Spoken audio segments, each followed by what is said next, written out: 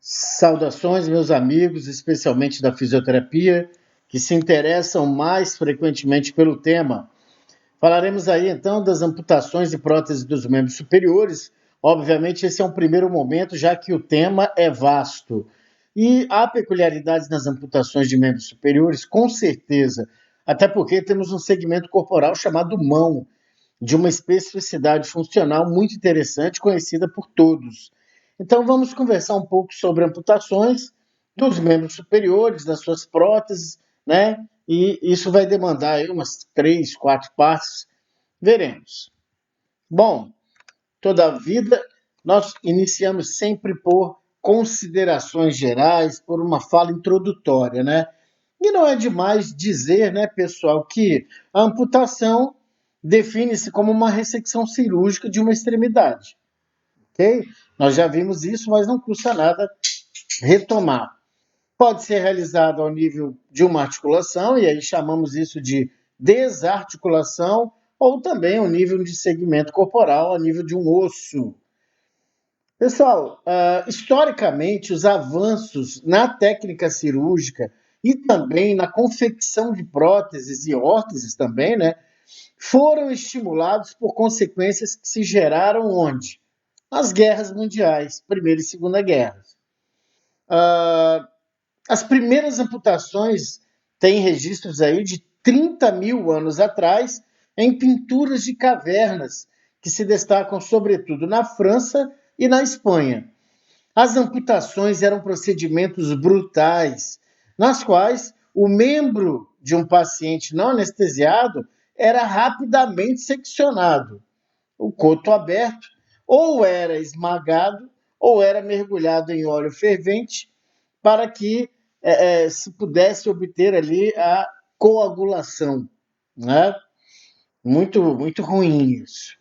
Nesses procedimentos tínhamos o quê? Alta taxa de mortalidade, né? E nos poucos pacientes que sobreviviam, o coto não era condizente com adaptações protéticas, né? E aí, pessoal, destaca-se que nessa taxa alta de mortalidade, infecções, né? E aí, pessoal, somente no século XIX, os cirurgiões puderam modelar pela primeira vez cotos razoavelmente consistentes e funcionais devido à introdução do torniquete, né?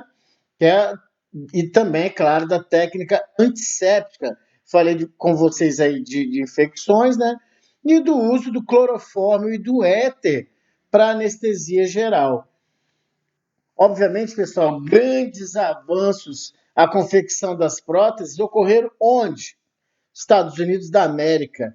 E por volta de 1940, quando os veteranos, né, relatavam, externavam suas insatisfações com o mau desempenho dos seus membros artificiais, né, das suas próteses, que não era lá grande coisa, levando o cirurgião geral do Exército, chamado Norman T. Kirk, a solicitar auxílio da Academia Nacional de Ciências. Veja que as estruturas não se davam com eficácia, e aí um médico foi conclamar, né? Foi buscar ajuda com a Academia Nacional de Ciências, né? Tem que buscar ajuda nas ciências para aprimorar as técnicas. E aí um comitê consultor sobre membros artificiais foi formado, né? Mais tarde, a junta de pesquisas sobre prótese e, finalmente, um comitê de pesquisa e desenvolvimento de próteses.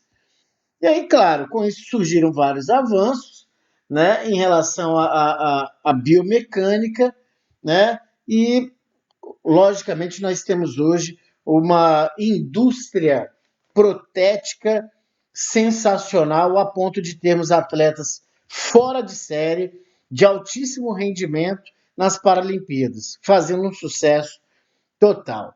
Então, pessoal, depois dessa parte introdutória, que tem que ter, mesmo que vocês tenham visto, não custa nada, né? Nós começamos aí, né, que não há dúvidas a respeito da importância funcional do membro superior nas atividades de vida diária, sendo esta funcionalidade afetada profundamente após sua amputação. muitos avanços em relação à biomecânica e aos materiais que se utilizam, né? Falávamos isso há pouco, melhoraram muito os modelos de prótese. Atualmente, os pacientes têm acesso a próteses especializadas que permitem o retorno às atividades de vida cotidiana, profissionais, recreacionais, esportivas e por aí vai. Alterações que normalmente ocorrem em pacientes com amputação do membro superior. Vamos lá. Alteração da estrutura da imagem corporal, pessoal. A imagem corporal fica desestruturada, né? Fica desorientada, digamos assim. Você perdeu um segmento corporal importante, né? Que não é um segmento de sobrecarga de peso, como os membros inferiores, mas é de habilidades, de especificidades funcionais, de gestos motores muito específicos aos diversos atos que fazemos durante o dia, né? Então, a imagem corporal ela fica alterada, obviamente. Alterações psicológicas, né? Perder um membro, vimos isso muito em relação ao membro inferior, da mesma forma o membro superior. Sobretudo se você perde aquele membro superior em que você é dominante, né? Da funcionalidade, não tem nem o que falar, né? Você tem na mão a função de pinça e prensa. Se conversarmos com colegas cirurgiões de mão, eles vão comentar que quando formos reabilitar uma mão, pensem nessas duas funções, de pinça e de prensa, que isso ajudará o paciente, já que essas duas funções são essenciais, né, num quadro rotineiro de gestos motores que fazemos durante o dia, e é claro, associando aí a funcionalidade. E do estilo de vida, né, pessoal? As deficiências em geral, né, as sequelas em geral, elas mudam o estilo de vida da pessoa. Qualquer coisa nova, qualquer aspecto novo em nossas vidas muda o estilo de vida, mesmo que temporariamente. Bom, pontos críticos após a amputação de membro superior. Muita coisa aqui, pessoal, parece com os aspectos que relacionamos lá atrás com a amputação de membros inferiores, mas sempre tem uma peculiaridade e é sempre bom reforçar também, né? Porque você não perde uma questão de concurso, desse contexto, não é possível, você não pode perder por falta de atenção ou por subestimar que já sabe tudo sobre. Acometimento psicológico e do bem-estar físico. O que estamos falando? Pontos críticos após a amputação de membro superior. O acometimento psicológico do bem-estar físico é um ponto crítico, né? E aí necessita de uma reorganização das atividades de vida diária e também ocupacionais, né? E esportivas, e de lazer, e sociais, e laborativas, e por aí vai, né? Entra tudo dentro desse contexto aí. O programa de reabilitação necessita de uma abordagem multiprofissional. Sim, isso é um ponto crítico, já que muitas vezes não conseguimos, né, estruturar essa abordagem multiprofissional. Né? Muitas vezes isso não é acessível, isso não está bem constituído. Nós sabemos que as prerrogativas de lei são muito claras, são bem bonitas, mas na prática não nos damos com isso muitas vezes, né? Não temos a tal equipe multiprofissional ideal para essa abordagem. É ponto crítico também a expectativa da equipe multiprofissional referente à independência, à autonomia do paciente pela abordagem precoce dos programas de reabilitação. É um ponto crítico, né? Fica-se na expectativa de se iniciar muito precocemente, por vezes somos atrapalhados por quem? Burocracia, documentação, uma série de estruturas burocráticas que fazem demorar a abordagem da equipe multidisciplinar, multiprofissional com aquele paciente. É ponto crítico também a orientação e educação do paciente, né? Que deve ser constante e muitas vezes não é. O paciente se vê abandonado algumas vezes, ou um ou dois profissionais diferentes é que lidam com esse paciente, quando na verdade ele tem que ter orientação e educação multiprofissional e permanente, até que ele possa alcançar a sua autonomia, né, no que diz respeito a esse novo estilo de vida, né, a essa amputação com, se tudo der certo, uma protetização. A orientação de familiares, de cuidadores e amigos do paciente é um ponto crítico também.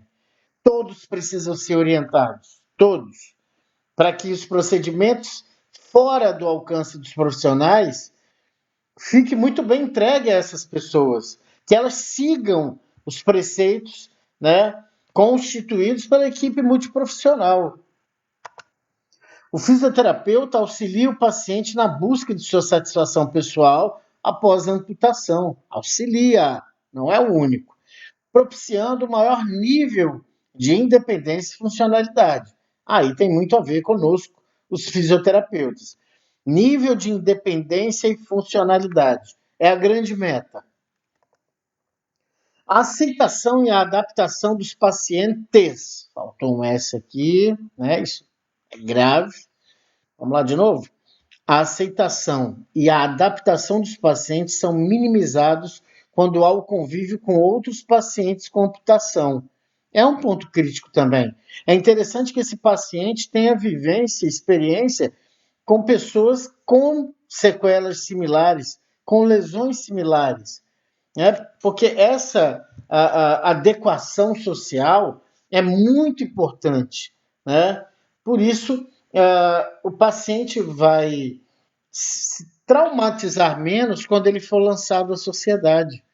Então, se ele tiver já uma vivência no seu centro de reabilitação, no hospital, qual seja o ambiente em que ele está se recuperando, é interessante que tenham outros colegas, outros pacientes com as mesmas limitações, com os mesmos contextos, né? O retorno à atividade ocupacional está atrelada à protetização precoce e ao sucesso no uso da prótese. Então, vocês vejam que precocidade na protetização, claro, quando esta é indicada, é algo que, né, se destaca muito aqui, se enfatiza muito.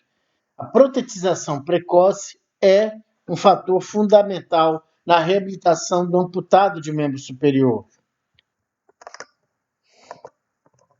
Reabilitar pacientes com amputação do membro superior é um grande desafio. Portanto, é necessária a abordagem de uma equipe multidisciplinar durante todo o processo de reabilitação. Então, novamente, aí parece repetitivo, de certa forma é, porque é importante. Reabilitar pacientes com amputação de membro superior é complicado, é complexo, né? Então, a abordagem da equipe multidisciplinar é imprescindível. Psicólogo, nutricionista, médico, fisioterapeuta, essa turma precisa, né, configurar juntos uma equipe que constantemente estará com esse paciente. Bom, causas e princípios gerais das amputações do membro superior, pessoal. Etiologia. Nós vimos lá nos membros inferiores quais as causas principais, né? Logo me vem à cabeça o quê? Problemas vasculares associados a diabetes, cigarro, hipertensão arterial. As principais causas de amputação do membro superior são o quê? Doença vascular, de novo, trauma, né, a violência urbana, né, tanto no trânsito quanto na vida social mesmo, né? Infecção e as doenças congênitas. Não nos esquecendo aqui, meus amigos, dos tumores. Dentre os pacientes amputados do membro superior, há uma maior incidência em homens, sendo o trauma a etiologia mais comum. Olha aí, trauma, né? Homem anda de moto, homem anda de carro, homem briga e usa da violência, a faca, o revólver, a arma de fogo, né? Hoje em dia nem revólver é 12, é fuzil, e isso faz estrago. Então, os homens mais suscetíveis são às amputações dos membros superiores.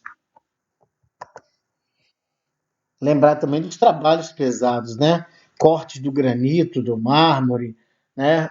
Marcenaria. Então, tem outras atividades também, serralheria, que envolvem aí um possível evento de amputação de membro superior. A única indicação absoluta da amputação primária, pessoal, é a isquemia irreversível, né? De um membro doente, obviamente, ou que sofreu um trauma. Isquemia irreversível. Você não pode ter problemas com perfusão sanguínea, né? A amputação também pode ser necessária para preservar a vida de um paciente com infecção não controlada. Isso acontece bastante em diabético, né? Ou a melhor opção em alguns casos graves oncológicos, né, pessoal? Os tumores aí, você não tem o que fazer. Vamos preservar a vida, amputação de membro superior. Nas crianças, pessoal, a amputação raramente é indicada, a não ser que o segmento não seja viável e não possa tornar-se viável nem por meio de técnicas cirúrgicas microvasculares. Aí não tem jeito, né? Tudo isso é avaliado. Quando há indicação de se realizar uma amputação, alguns princípios gerais devem ser considerados. Vejamos. Preservar o maior comprimento funcional possível. Vimos isso lá em membro inferior. Então, quanto maior o membro, melhor a funcionalidade, né? Isso é teórico, mas é viável.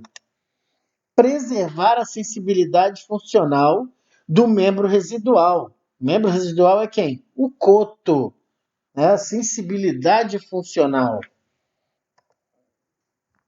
Prevenir a formação de neurônios sintomáticos, né? Da mesma forma que lá nos membros inferiores. O neurônio é um edema de nervo, que normalmente ocorre até, né? Mas ele precisa ser debelado. Opa, apertei alguma coisa errada aqui. Aí voltou. Prevenir contraturas e deformidades, posturas inadequadas, encurtamentos musculares, né? Precisamos estar de olho nisso. Proporcionar um coto esteticamente aceitável pelo paciente. Isso também é muito importante sob o ponto de vista social e psicológico. Considerar o potencial de recuperação de crianças, evitando amputações precipitadas. Proporcionar a protetização precoce. Olha aí novamente, né? Quando indicada, obviamente. Promover o mais precoce possível a reabilitação e readaptação do membro. Em casos de amputação do nível da mão, pessoal, além dos princípios que nós acabamos de citar, o que é importante também? Considerar a amputação de um dedo, exceto o polegar, em paciente acima de 50 anos, quando a tentativa de preservá-lo ameaçar a função do restante da mão, né? São aquelas questões relacionadas a verificar as condições clínicas do paciente. Se a amputação realmente é necessária, se é necessária porque vai salvar a vida do indivíduo, existem aí diversas variáveis no contexto que cada um particularmente vai avaliar. Evitar amputar o polegar sempre que possível. O polegar, pessoal, é um grande diferencial do nosso corpo humano em relação, por exemplo, aos grandes primatas, aos primatas mais evoluídos. Os primatas mais evoluídos têm polegares curtos, que não os permitem fazer grandes movimentos de pinça e de prensa. E nós temos um polegar funcionalmente e estruturalmente perfeito para os movimentos de pinça e prensa, perdão. Quando você perde o polegar, você tem a funcionalidade da mão muito prejudicada. Então, evitar amputar o polegar sempre que possível. Procurar ser o mais conservador possível quando existir o comprometimento de mais de um dedo, né? Seja o máximo conservador possível. Claro que estamos falando aí de princípios cirúrgicos, fisioterapeuta, mas vocês podem estar próximos aos colegas e terem essa conversa, pois vocês detêm o conhecimento funcional dos membros superiores. Retardar a amputação de segmentos dos dedos, puderem. De novo, né, galera? Não tá legal aí. É um carro de som aqui, tá me desconcentrando. Retardar a amputação se segmentos dos dedos puderem ser úteis em procedimentos reconstrutores tardios. Porque um segmento de dedo, por pedacinho que seja, pode servir para inserção de um músculo ou uma reinserção, né? Então, de ligamentos. Então, se você, né, puder retardar a amputação de segmentos, ela pode ser necessária tardiamente para reconstruções, procedimentos que vão reconstruir ali os segmentos do membro superior. Princípios cirúrgicos somente. Determinação do nível de amputação. Bom, a compressão dos riscos, de novo, segunda-feira é mais tenso do que tudo, né, pessoal? A compreensão dos riscos entre a função aumentada com a preservação maior do membro devido ao nível de amputação mais distal ou diminuição da taxa de complicação com o nível de amputação mais proximal são fatores determinantes para a escolha do nível apropriado da amputação. Notem, pessoal, essa aí é uma premissa também de amputação de membro inferior, porque você compreende os riscos entre, né, um aspecto funcional melhor se você preserva maior comprimento do membro, né? Isso é uma situação. Ou você diminui a taxa de complicação daquela amputação com um nível de amputação mais curto, mais proximal. Isso aí é premissa, né, imperativa para a amputação. A opinião de cirurgião vascular é quase sempre apropriada, mesmo que não haja possibilidade de revascularização para salvar o membro. Então, mesmo assim, se tiver um angiologista perto, um cirurgião vascular, este dará aí boas dicas em relação à pele, que lembram, ela precisa ser muito bem perfundida. Considerações para se obter um coto de amputação bem cicatrizado e funcional. Bom, retalhos de pele. Olha aí. A cobertura da extremidade do coto com tecido mole e resistente é de extrema importância. Assim, toda a pele viável, olha aí, perfusão sanguínea, deve ser mantida e utilizada para revestimento cutâneo. Na mão, essa barrinha não era para estar aparecendo aqui. Na mão, a utilização da pele palmar é preferível por ser mais espessa. Olha aí a peculiaridade, né? Possui tecido cutâneo estável e também a sensibilidade diferenciada. Essa cobertura cutânea é fundamental para não deixar expostos os ossos, estruturas articulares, nervos, vasos sanguíneos ou tendões, porque estes ficam ressecados e fatalmente vão necrosar, infectar também, né, se ficarem expostos. De jeito nenhum, estruturas aí citadas podem ficar expostas. Músculos. Deixar pelo menos 5 centímetros de músculo no sentido distal a ressecção óssea pretendida. Entenderam? Seccionar o rádio e a ulna. Deixa lá 5 centímetros de músculo sobrando além do coto ósseo, né? Justamente para quê? Para isso aqui, ó. Os músculos são geralmente divididos e estabilizados por miodese ou por mioplastia. Por isso você precisa aí cerca de 5 centímetros de músculo a mais do que você teve de ressecção óssea, certo? Os tendões extrínsecos dos dedos, por exemplo, devem ser tracionados seccionados no nível da ferida e deixados para se retraírem, né? Os tendões eles se retraem, então você não vai ter muito problema com eles, né? Fazendo esses procedimentos aí. Quando eu falo fazendo, claro, nós sabemos que isso aí é próprio do cirurgião, mas é importante sabermos dos procedimentos. Quanto ao osso, as extremidades ósseas devem ser regularizadas de forma a proporcionar contorno regular e liso. Nada de irregular, nada de pontiagudo, né? Mesmo que não seja para sobrecarga de peso, né, o membro superior precisa ter também um arredondamento desse coto ósseo. Os vasos sanguíneos, os principais, devem ser isolados, individualmente ligados, para evitar hemorragia e formação de pseudoaneurismas. Quanto aos nervos, um neuroma, sempre se forma após a secção de um nervo e, devido a isso, o neuroma doloroso deve ser evitado, né? O cirurgião sabe disso, mas pode ocorrer de ficar.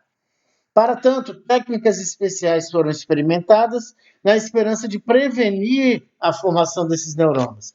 A mais utilizada é a dissecção do nervo proximalmente, traciona suavemente e corta, deixando retrair para as partes moles principais. Ou seja, o nervo retrai, ele some, falando mais grosseiramente, ele some para dentro dos músculos. Ele não vai ficar exposto a ser, né, atritado por uma ponta óssea, por exemplo, e a prótese do paciente. Técnicas cirúrgicas. A decisão de realizar a amputação exige do cirurgião o máximo da sua experiência profissional, principalmente quando a amputação será realizada ao nível da mão. Olha aí como é que a mão tem uma importância bacana, né, na funcionalidade, nas amputações de membros superiores, né? Pois a reconstrução de uma mão amputada, ou mesmo a prótese mais moderna que existe no mundo, não equivale à sofisticação de uma mão normal. Então, a decisão de amputar uma mão é muito mais complexa do que a decisão de amputar um pé. O tratamento das amputações depende da extensão da lesão. Inclui desde técnicas simples, como fechamento por segunda intenção, fechamento primário, até enxertos de pele e retalhos locais, né? Esses fechamentos aí por primeira, segunda intenção são características de fechamento de cicatriz, né? Que nós vamos comentando com vocês aí no contexto. Enxerto de pele, retalho local, tudo isso é importante para uma cicatriz que não falha, uma cicatriz que não tem deiscência, uma cicatriz que tem um fechamento primário, né? Uma cicatriz saudável, com pouca aderência, né? E, pessoal, os níveis de amputação, né? Os maiores desafios na abordagem das amputações traumáticas, sobretudo nas extremidades superiores, são o déficit funcional e a deformação estética que estas podem sofrer. São lesões frequentes em nosso meio e, em geral, decorrentes de acidentes de trabalho atingindo pessoas em idade produtiva, e o que gera períodos variados de afastamento e até invalidez permanente, comprometendo todo o contexto socioeconômico do indivíduo. A principal preocupação deve ser o restabelecimento máximo da função. Isso com a obtenção de um coto de amputação indolor, estável, útil, sem comprometer as unidades musculotendíneas e as articulações preservadas.